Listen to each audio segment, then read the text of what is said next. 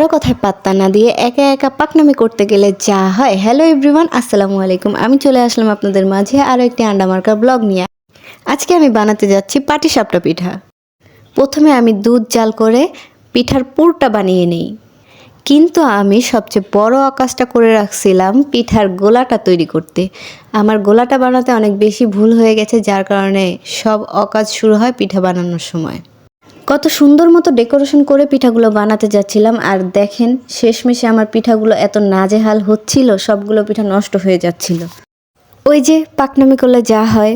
তারপর তো আমার আম্মু এইগুলো দেখার পর একটা বড়সড় ঝাঁটা নিয়ে আমার কাছে আসে।